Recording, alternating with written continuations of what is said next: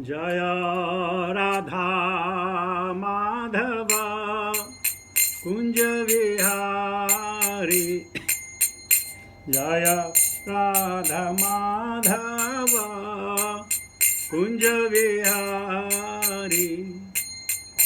जय गोपीजन वल्लभ गिरिवरधारी। जय गोपीजन वल्लभ गिरिवरधारी। यशोदनंदन ब्रज जन रंजन। यशोदनंदन ब्रज जन रंजन। यमुना तेरा वनचारी। यमुना तेरा वनचारी। जय राधा माधव कुंज विहारी। जय गोपीजन वल्लभ गिरिवरधारी। यशोदनंदन ब्रज जन रंजन। यमुना तीरा वनचारी। जय राधा माधव कुंज विहारी। जय श्री कृष्ण चैतन्य प्रभो नित्यानंद। श्री अद्वैत गदाधर श्रीवासादि गौरभक्तवृंद। भज श्री कृष्ण चैतन्य प्रभो नित्यानंद। श्री अद्वैत गदाधर श्रीवासादि गौरभक्तवृंद। हरे कृष्ण कृष्ण कृष्ण हरे हरे। हरे राम राम राम हरे हरे। हरे कृष्ण कृष्ण कृष्ण हरे हरे। हरे राम राम राम हरे हरे। हरे कृष्ण कृष्ण कृष्ण हरे हरे। हरे राम राम राम हरे हरे। हरे कृष्ण कृष्ण कृष्ण हरे हरे। हरे राम राम राम हरे हरे। हरे कृष्ण कृष्ण कृष्ण हरे हरे। हरे राम राम राम हरे हरे। हरे कृष्ण कृष्ण कृष्ण हरे हरे। हरे राम राम राम हरे हरे। हरे कृष्ण कृष्ण कृष्ण हरे हरे। हरे राम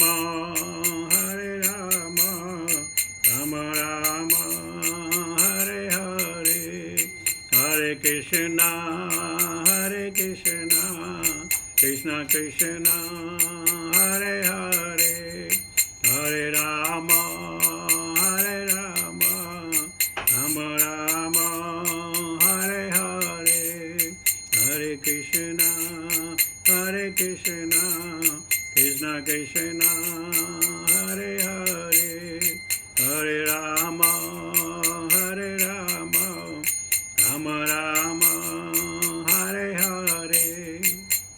जय प्रभुपदा जय प्रभुपदा जय प्रभुपदा श्रील प्रभुपदा जय गुरुदेवा जय गुरुदेवा जय गुरुदेवा जय गुरुदेवा। हरि नाम संकीर्तन महोत्सव की जय। भक्ति वेदांत स्वामी श्रील प्रभुपाद महाराज की जय। निताय गौर प्रेमानंदे हरि बोल। ओम नमो भगवते वासुदेवाय। ओम नमो भगवते वासुदेवाय। ओम नमो भगवते वासुदेवाय। नारायणं नमस्कृत्य नरं चैव नरोत्तमं देवीं सरस्वतीं व्यासां ततो जयमुदीरयेत्। नष्टप्रायेषु भद्रेषु नित्यं भागवत सेवया भगवती उत्तम श्लोके भक्तिर्भवति नैष्टिकी। Hare Krishna. Kindly accept my obeisances under the feet of each and every you. Those who are here and those here to join us. We will be taking text 32 onwards from Canto 1, chapter 18, entitled Brahman Balak Dwara Maharaj Parikshit ko Shrap. तस्य पुत्रो अति तेजस्वी विहरन् बालकोर्भकैः राज्ञाघं प्रापितात श्रुत्वा तत्रेदम् अब्रवीत्। तस्य पुत्रो अति तेजस्वी विहरन् बालकोर्भकैः राज्ञाघं प्रापितं तातं श्रुत्वा तत्रेदम् अब्रवीत्। तस्य पुत्रो अति तेजस्वी विहरन् बालकोर्भकैः राज्ञां प्रापितं तातं श्रुत्वा तत्रेदम् अब्रवीत्। Word meaning. तस्य उसका मुनि का पुत्र अति अत्यधिक तेजस्वी शक्तिमान विहरन् खेलते हुए बालकों के साथ और भय कहे ही जो अभी बचकाना थे राजा द्वारा अघम विपत्ति प्रापितम दिया गया तातम पिता को श्रुत्वा सुनकर तत्र वहाँ पर इदम वह अब्रवीत बोला। Translation purport bye divine grace भक्ति वेदांत स्वामी श्रील प्रभुपाद महाराज की जय। उस मुनि का एक पुत्र था जो ब्राह्मण पुत्र होने के कारण अत्यंत शक्तिमान था। जब वह अनुभवहीन बालकों के साथ खेल रहा था तभी उसने अपने पिता की विपत्ति सुनी जो राजा द्वारा लाई गई थी। वह बालक वहीं पर इस प्रकार बोला। तात्पर्य मैं पढ़ लेता हूं। महाराजा परीक्षित के उत्तम शासन के कारण अल्पवय बालक जो अभी अन्य अनुभवहीन बालकों के साथ खेल रहा था योग्य ब्राह्मण के समान तेजस्वी हो सकता था। वह बालक श्रृंगी नाम से जाना जाता था और उसे अपने पिता के ब्रह्मचर्य की अच्छी शिक्षा प्राप्त हुई थी जिससे वह इसी आयु में एक ब्राह्मण के समान शक्तिशाली तेजस्वी हो गया था। लेकिन चूंकि कलियुग जीवन के 4 आश्रमों की संस्कृति धरोहर को विनिष्ट करने के अवसर की ताक में था अतएव इस अनुभव शून्य बालक ने कलियुग को अवसर प्रदान किया कि वह वैदिक संस्कृति के क्षेत्र में प्रविष्ट हो सके। कलि के प्रभाव से जीवन के निम्नतर आश्रमों के प्रति घृणा के भाव का प्रारंभ इसी ब्राह्मण बालक से हुआ और इस तरह दिन प्रतिदिन सांस्कृतिक जीवन क्षीण होता गया। इस तरह ब्राह्मण अन्याय के पहले शिकार महाराजा परीक्षित हुए और इस प्रकार कलि के आघात के प्रति राजा द्वारा दिया जाने वाला संरक्षण शिथिल पड़ गया। ओम ज्ञान तिमिरांधस्य ज्ञानांजन शलाकया चक्षुषमेनं तस्मै श्री गुरुवे नमः।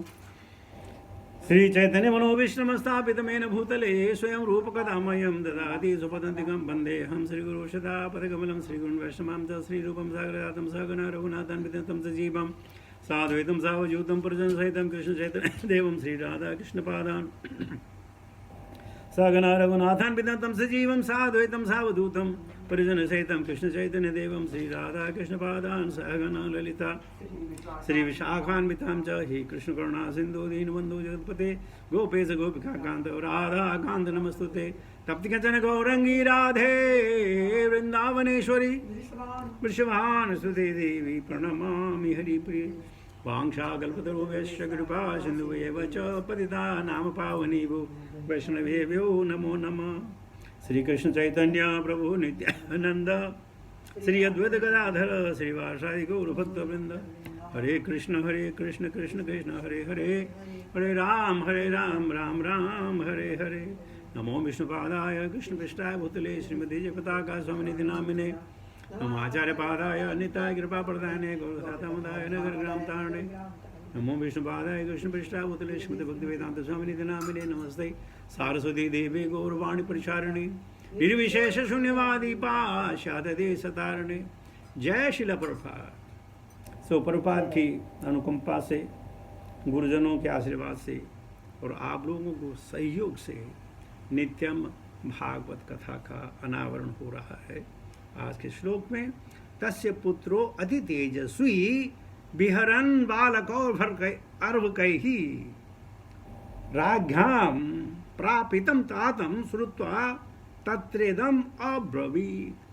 सो शौनकादि ऋषि को आज सुनाया जा रहा है कि सम्मीक मुनि का पुत्र सरंगी नाम का ब्राह्मण पुत्र होने की वजह से उसने अच्छी शिक्षा ग्रहण की और इसलिए उसको ब्रह्मत्व प्राप्त हुआ। लेकिन वो अनुभवहीन था, उसको यह मालूम नहीं था कि कौन सी विद्या कहाँ उपयुक्त है, कहाँ अनुपयुक्त है। इसकी वजह से उसने जो वचन कहे, आगे वचन आने वाले हैं, जो वचन कहे वो असाधारण थे। पहला कभी ऐसा नहीं होता। ब्राह्मण श्राप देते थे लेकिन विशेष परिस्थितियों में, इस परिस्थिति में नहीं। जिस राजा का सारी इस पृथ्वी पर ही नहीं बल्कि देवलोकों में जिसका यश गाया जाता था, उसका उदाहरण दिया जाता था, उस राजा को एक छोटे से कार्य के लिए इतनी बड़ी सजा देना यह अनुपयुक्त था। प्रभुपाद जी कहते हैं अनुवाद कमेंट्री में, इसी श्लोक से और इसी उदाहरण से जो ब्राह्मण समाज था वो धीरे धीरे पतन की ओर चला गया और ये ब्रह्म विद्या रह गई दूसरों को सुख दिलाने के लिए या दूसरों का सुख चैन मिटाने के लिए। यहाँ सुख तो है नहीं, तो ज़्यादा से ज़्यादा आजकल अगर आप इंडिया से बिलोंग करते हैं तो वहाँ बहुत सारा काला जादू है, यह है ब्रह्म विद्या है, यह है, सब ऐसा करके दूसरों को नुकसान है ब्रह्म विद्या। लेकिन दूसरों को नुकसान के लिए आजकल लोग प्रयोग कर रहे हैं और लोग इससे मानते हैं कि अरे बाबा उस बाबा के पास चले जाओ, उस पीर के पास चले जाओ, वहाँ चले जाओ, तुम्हारा काम हो जाएगा, यह हो जाएगा। काम स्थैतय प्रतिज्ञाना प्रबंधन्ते अन्य देवता। जब काम की लालसा किसी हृदय में ग्रहण कर जाती है तो उस काम को पाने के लिए कुछ भी करने के लिए तैयार है। और श्रृंगी क्या था? बालक था। तो बालक और स्त्री के बारे में हमारे शास्त्र कहते हैं, क्षणे रुष्टा क्षणे तुष्टा रुष्ट तुष्टा क्षणे क्षणे। क्षणे रुष्टा, 1 मिनट में उसको गुस्सा आ जाता है, क्षणे तुष्टा, और दूसरे मिनट में बिल्कुल शांत हो जाते हैं। और फिर रुष्ट तुष्टा क्षणे क्षणे, और हर क्षण कभी गुस्सा, कभी नाराजगी और कभी शांत। तो क्षणे रुष्टा क्षणे तुष्टा रिष्ट तुष्टा क्षणे क्षणे। तो अनुभवहीन श्रृंगी ने अपने प्रताप को, अपनी ब्रह्म विद्या को गलत जगह इंप्लॉय किया। तो ये क्यों, ऐसा कैसे हो गया? उसको चाहिए था कि जो उसका गुरु है, गुरु के पास जाता, निवेदन करता कि गुरु जी मुझे क्या करना चाहिए, इसका क्या उपाय है, मेरे मन में क्रोध है, हृदय ज्वलनशील है, कृपया मुझे ज्ञान दें, मुझे बताएं मुझे क्या करना है। लेकिन श्रृंगी ने यह उपयुक्त नहीं समझा। तो इसलिए कहा जाता है कि जो भी कार्य आप करें, सलाह अपने बुजुर्गों की सलाह जरूर ले लें। जो दीक्षित भक्त हैं, गुरुजनों की सलाह ले लें कि ये कार्य मैं करने जा रहा हूं, ये क्या कार्य सही है। ये नहीं कि मुझे अच्छा लगा तो मैं करूं, मुझे बुरा लगा तो मैं छोड़ दूं। नहीं, यहां श्रृंगी ने देखो ब्रह्म विद्या थी, लेकिन विद्या विनय संपन्न नहीं था। विद्या दंडाति विनयम, जो जितना बुद्धिमान होता है उतना वो हम्बल होता है। लेकिन यहाँ श्रृंगी इतना बुद्धिमान था लेकिन हम्बल नहीं था। हाँ, विद्या विनय संपन्ने ब्राह्मणे कवि हस्तनी सुनी चैव स्वपाके च पंडिता समदर्शनी। तो हमें क्या इस श्लोक से हमें क्या मिलता है कि कोई भी कार्य करना हो, अपने से जो बुजुर्ग हैं, अपने जो गुरुजन हैं, उनकी सलाह पर ये कार्य करना चाहिए। नहीं तो ये जरूर नहीं है जो मैं सोच रहा हूं वो सही है, मैं गलत नहीं हो सकता हूं, ये धारणा भी गलत है। अर्जुन ने कहा भगवान को, अनिच्छन व्यवार्षणे व वलादिव नियोजित, हे मधुसूदन ये क्या क्यों होता है, कभी कभी अनचाहे भी हमसे गलत काम हो जाते हैं। तो भगवान कहते हैं, काम ऐश क्रोध ऐसा रजो गुणो समुद्भव महासन्नो महापापम विधीयनम यवैरिणम। काम है, क्रोध है, ये रजोगुण से आते हैं। तो श्रृंगी बालक है, विद्वता है, ब्रह्मचर्य है, लेकिन अनुभव नहीं है, इसको लागू नहीं कर पाया कि मुझे क्या करना चाहिए। और यही हमारे साथ हमारे जीवन में घटता है।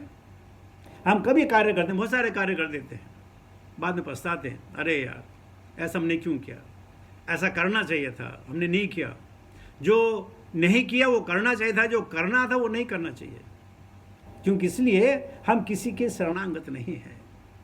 तो आज समझें, इस श्लोक से समझें, श्रृंगी से समझें कि हमें कोई भी ऐसी प्रतिज्ञा न करे, कोई वैसा कार्य न करे जो हमें लगता अच्छा हो, जो शास्त्रों के अधीन हो, साधुओं के द्वारा, गुरुओं के द्वारा और संतों के द्वारा जब बताई हुई जो राह है उस पे चलेंगे तो हमारा जो भी विचार होगा, जो भी हमारा गोल होगा, हमको प्राप्त होगा, विम सर फैंसी से नहीं। तो ये आज का मैं दूसरा श्लोक ले लेता हूँ। अहो धर्मं पालानां पीठानां बलिभुजामिव स्वामी अन्यघम यद दासानम द्वारपानम सुनामिव।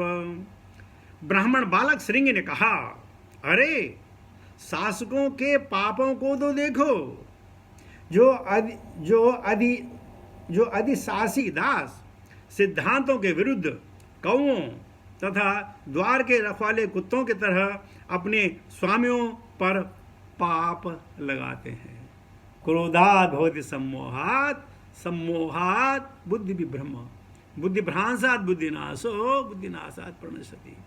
देखिए कैसे कैसे शब्द उसके मुंह से निकल रहे हैं। प्रभुपाद जी कहते हैं, ब्राह्मणों को समाज रूपी शरीर का सिर तथा मस्तिष्क माना जाता है और क्षत्रियों को बाहुओं की आवश्यकता शरीर को सभी प्रकार की क्षतियों से बचाने के लिए पड़ती है, लेकिन बाहुओं को सिर पर तथा मस्तिष्क के निर्देशों के अनुसार कार्य करना होता है। यह प्रकृति व्यवस्था है जो परमेश्वर द्वारा बनाई गई है, क्योंकि भगवत गीता में पुष्टि की गई है कि चारों वर्ण जिनके नाम ब्राह्मण, क्षत्रिय, वैश्य तथा शूद्र हैं, मनुष्यों के गुणों तथा कर्मों के अनुसार निर्धारित किए गए हैं।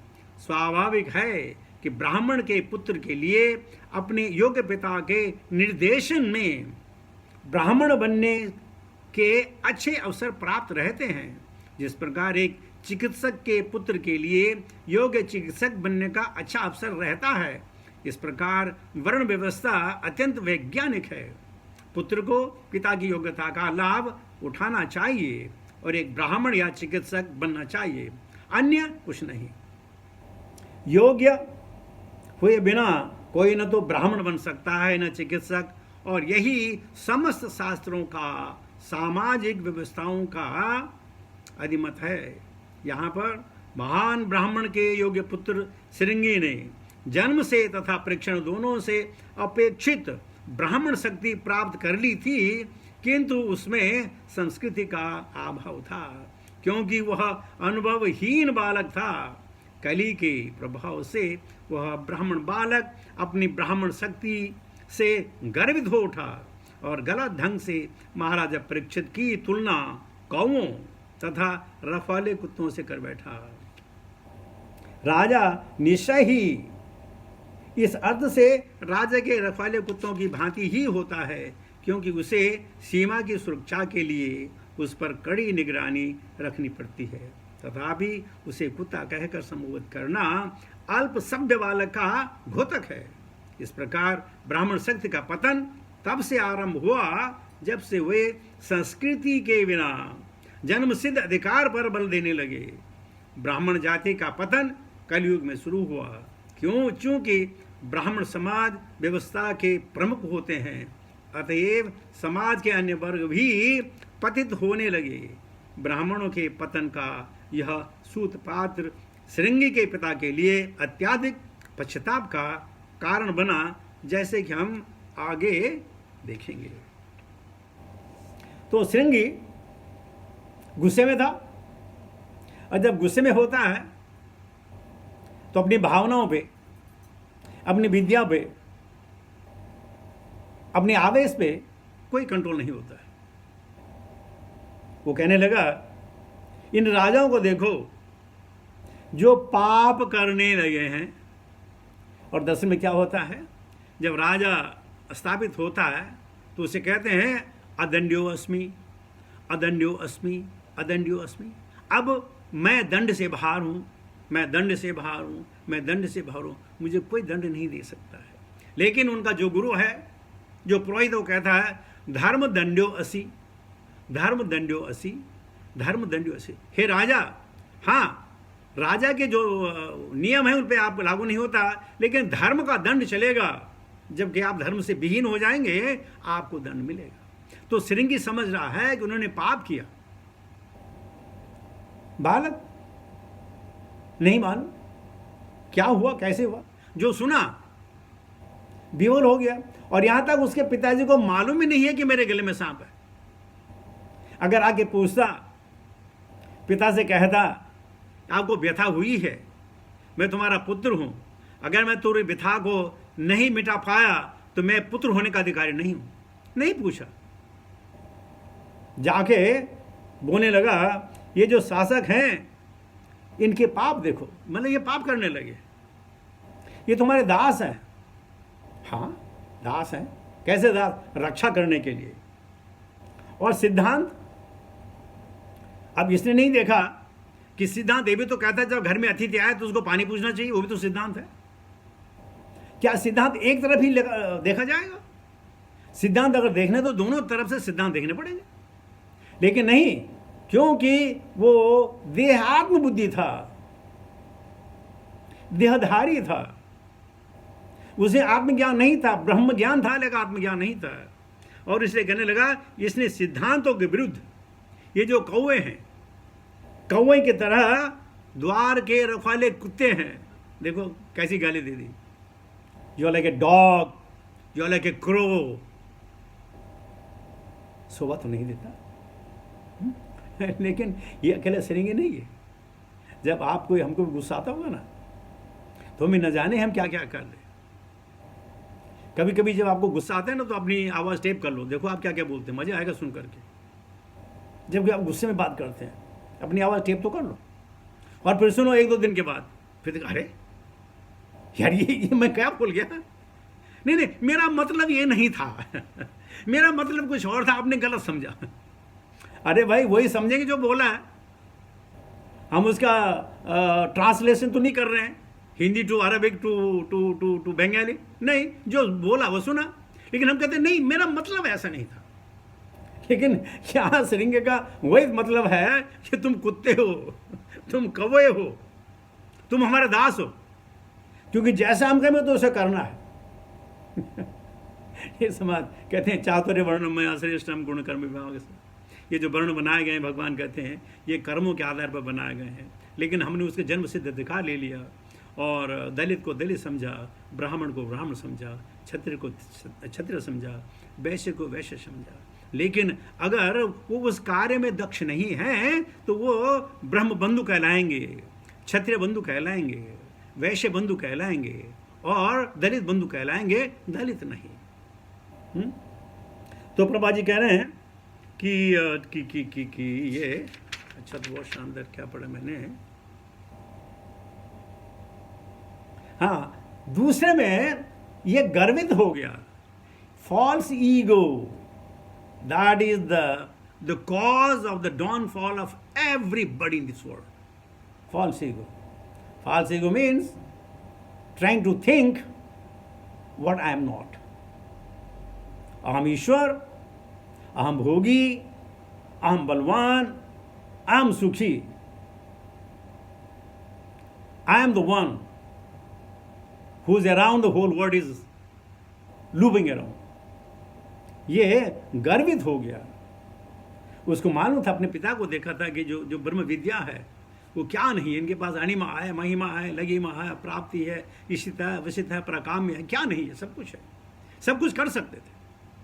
लेकिन एक दो श्रृंग का था, पिता से पूछ तो लेता। और पिताजी को तब ख्याल आया जब उनके आश्रम में बच्चे आए और कहने लगे, जो उनका नाम था ऋषिवर, कि श्रृंगी ने जिसने आपके गले में सांप डाला है उसको 7 दिन के बाद मरने का ऐलान फरमाया है। तो समझने कहा है किसको? बोला जिसने सांप डाला। सांप किसने डाला? तो लोगों ने बताया ऐसा हुआ। बोला अच्छा। और तब बहुत पश्चाताप हुआ समय को कि जो मेरी शिक्षा थी, मेरा बालक मेरी शिक्षा में उत्तीर्ण नहीं हुआ। और खैर आगे तो आएगा, लेकिन कहते हैं कि उसी वक्त बिना क्षण गंवाए सम्यक ने अपने 2 शिष्य राजा के पास भेजे, इंद्रप्रस्थ हस्तिनापुर भेजे और कहो कि राजा आपको श्राप मिला है, आप समझ जाओ। और यहाँ परीक्षित महाराज अपने महल में 4 कदमी कर रहे थे, चहल कदमी कर रहे थे, और जैसे ब्राह्मणों को देखा समझ गए कि कोई ना कोई संदेश तो है। और जो संदेश मिला कि 7 दिन में जो है आपकी मृत्यु हो जाएगी, तो परीक्षित महाराज हर्षित हुए कि चलो इस बंधन से छुटकारा मिला। ये जो भौतिक देह है, ये जो शरीर से जो हमारा संबंध है, लगाव है, वो भगवान के अलावा ये अच्छा नहीं है, अच्छा हुआ। और उसी क्षण कहते हैं एकदम अनाउंस किया, जनमंजय को बुलाया, उसको राजा घोषित किया और नंगे बदन सिर्फ कॉपिन लेकर हरिद्वार की तरफ निकल पड़े। उन्होंने प्रतिकार नहीं किया, वो भी श्राप दे सकते थे। कोई भी श्राप दे सकता है, लेकिन उन्होंने नहीं, उचित नहीं समझा। वो कहने लगे कि भगवान की मर्जी है ना, तो भगवान की मर्जी है तो कुछ नहीं चलेगा। तो इस प्रकार उन्होंने वह सहर्ष स्वीकार किया। और देखिए जब सहर्ष स्वीकार किया तो बदले में क्या मिला, यानी सरेंडर हो गया ना, टोटल सरेंडर। भगवान ने जो नियति बनाई थी, नियति में पूरा सरेंडर कर दिया, आत्मनिवेदन कर दिया। अब मैं कुछ नहीं करूंगा, जो करेंगे भगवान करेंगे। बस मुझे तो सिर्फ जानना है कि उस व्यक्ति को क्या करना चाहिए, क्या सुनना चाहिए, जिसका जीवन सिर्फ 7 दिन का हो। और जब हमारी क्लास शुरू हुई थी, मैंने आपको बताया था, हाँ बताया हुआ जरूर, कि हम सब के पास भी 7 दिन है। 8वां दिन किसी के पास नहीं है। हम सबको 7 दिन के अंदर ही मरना है। 8वां दिन किसी को नहीं मिलेगा।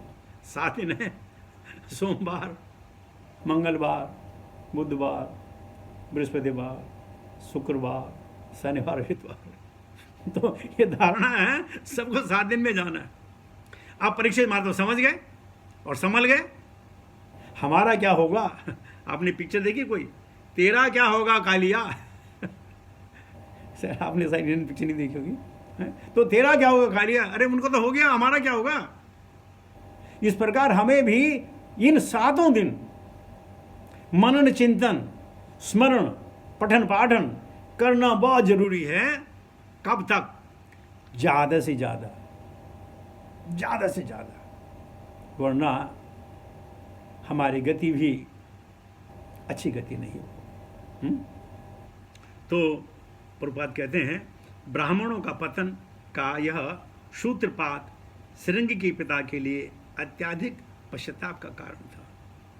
हम दुनिया में कोई आदमी हारना नहीं चाहता है। कोई दुनिया में हारना नहीं चाहता है, सब जीतना चाहते हैं। लेकिन एक गुरु और एक शिक्षक, टीचर, अगर वो गुरु अपने शिष्य से हार जाए और पिता अपने पुत्र से हार जाए, तो यह बड़े गर्वान्वित का समय है, खुशी का है। जब गुरु कहते हैं मैं गुड़ रह गया, मेरा चेला शक्कर बन गया, गुरु को बड़ी खुशी होती है। पिता को भी बड़ी खुशी होती है जब हमसे ज्यादा हमारा बच्चा हमसे आगे निकल जाता है, चाहे भौतिक बात में हो या आध्यात्मिक हो। अच्छा लगता है, इन दोनों से हारना अच्छा लगता है, वरना दुनिया में किसी से नहीं हार सकते, हारना चाहते ही नहीं है। ये विडंबना है समाज की। लेकिन यहां सम्मिक मुनि अपने बच्चे से हार गए, नहीं हरा पाया। उसने वो कर दिया जिसकी उम्मीद भी नहीं थी। पश्चाताप में सम्मिक भी जलने लगे। कभी कभी क्या होता है, किसी एक किया गया कार्य बहुतों के लिए हानिकारक होता है, बहुतों के लिए, अकेले के नहीं, बहुतों के लिए। यहाँ पूरा जो था देखिए, ये तो कुरुवंश था। कुरुवंश में राजा को जाना पड़ा सिर्फ एक छोटी सी बात के लिए। अगर श्रृंगी सम्मिक के पास आते और पूछते कि क्या हुआ, हमें क्या करना चाहिए, हमें कैसा प्रतिशोध लेना चाहिए, तो सम्मिक उनको कुछ बताते। लेकिन प्रभुपाद कहते हैं कली ने हमारी संस्कृति पर जो है आक्रमण कर दिया। ये पहला आक्रमण था। और आप देखते हैं आज न कोई ब्राह्मण है, न कोई क्षत्रिय है, न कोई वैश्य है, न शूद्र है। वो सब क्या है? इससे बाहर, आउट। और समाज का पतन हो रहा है। लेकिन प्रभुपाद के अथक प्रयत्न के बाद आज हम देखते हैं दुनिया के हर जगह हमारी संस्कृति का प्रचार हो रहा है। भगवान के लोग शरणागति जा रहे हैं। धीरे धीरे धीरे धीरे अपने मन को वचन के द्वारा और कर्मों के द्वारा सुयोजित कर रहे हैं। बड़ी अनुकंपा है शिला प्रभुपाद की।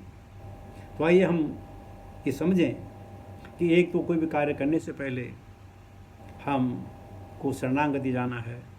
और इस श्लोक में जैसे हमारे परीक्षित महाराज भगवान की शरणागति जाएंगे, हमको भी वैसी शरणागति करनी है, ताकि भगवान ही हमारी दिशा निर्धारित करें, भगवान की हमको मोहर की तरफ चलाएं, हमें अपनी तरफ से कुछ नहीं करना है। तो इसके साथ ही मैं अपनी वाणी को विराम देता हूँ। हरे कृष्णा।